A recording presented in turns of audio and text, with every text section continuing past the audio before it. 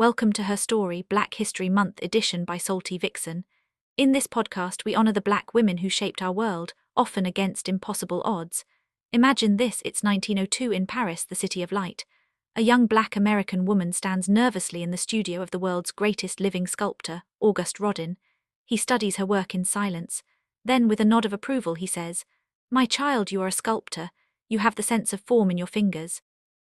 That woman was Meta Vaux Warrick Fuller. She would go on to bridge classical European mastery with the rising soul of black identity, becoming one of the most influential black artists in American history. Yet her path was marked by racism, sexism, devastating loss, and sheer resilience. Today we tell her story, from Philadelphia streets to Parisian acclaim, through fire and rebirth, to the dawn of the Harlem Renaissance. This is her story. Meta Vaux Warrick was born on June 9, 1877 in Philadelphia, a city of opportunity but also deep divides. Her parents, Emma and William Warrick, were successful entrepreneurs who owned a hair salon and barber shop. They gave her stability and encouragement, but it was her father who truly ignited her creative fire. He loved sculpture and painting, and he passed that passion to his daughter.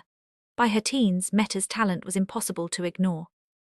In 1893, at just 16, her work was selected for display at the World's Columbian Exposition in Chicago, a massive World's Fair celebrating progress. That honor earned her a scholarship to the Pennsylvania Museum and School of Industrial Art, now the Philadelphia Museum of Arts School. She studied there for years, graduating in 1898 with a diploma and a teacher's certificate. Her hands already held magic, but Meta wanted more than safety. She wanted freedom to create without limits. So in 1899 she sailed for Paris. Paris in the late 1890s was alive with art. Meta immersed herself, studying under Raphael Collin, sketching at the École des Beaux-Arts, sculpting at the Académie Colarossi. She met Henry Ossawa Tanner, the trailblazing black painter who became a mentor.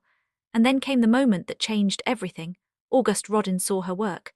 The master, famous for The Thinker and The Kiss, recognized raw genius. His words to her became legend. "My child, you are a sculptor, you have the sense of form in your fingers." While in Paris, she also crossed paths with W.E.B. Du Bois. He urged her to move beyond European classical subjects, to weave in black themes, African identity, the soul of her heritage. By 1903, when she left Paris, Meta was celebrated. Her pieces like The Wretched and The Impenitent Thief earned praise at the Paris Salon. She returned to America transformed. Picture The Wretched, a haunting bronze group of suffering figures, twisted in despair yet full of raw humanity. It showed her power to capture emotion in clay and metal. Back in the US, the welcome was colder. Philadelphia's art world dismissed her work as domestic or ignored her race entirely. Critics couldn't or wouldn't see her brilliance, but Meta refused to fade. In 1907, she became the first black woman artist to receive a US government commission. In 1906, she created a stunning series of dioramas for the Jamestown Exposition, depicting black history from the 1619 arrival of enslaved Africans to Frederick Douglass's powerful speeches. These weren't just displays, they were acts of reclamation. Then came the blow that could have ended her. In 1910, a fire ravaged her studio. Most of her paintings and sculptures, years of her life, turned to ash. Imagine standing amid the ruins, watching everything you've built go up in flames. Many would have stopped. Meta rebuilt. She retreated to a home studio in Massachusetts, raising her 3 sons with her husband, Dr. Solomon Carter Fuller, whom she married in 1907. For a decade, she worked quietly, often on religious themes, but the fire didn't extinguish her vision, it refined it. In 1914, Meta unveiled Ethiopia Awakening, a bronze sculpture of a woman emerging from mummy-like wrappings, eyes opening, hands clasped in quiet power.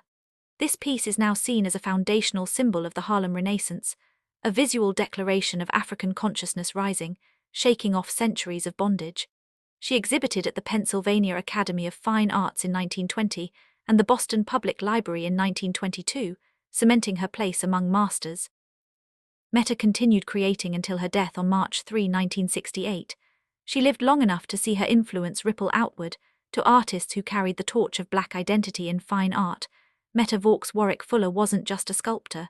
She was a bridge between continents, traditions, and eras.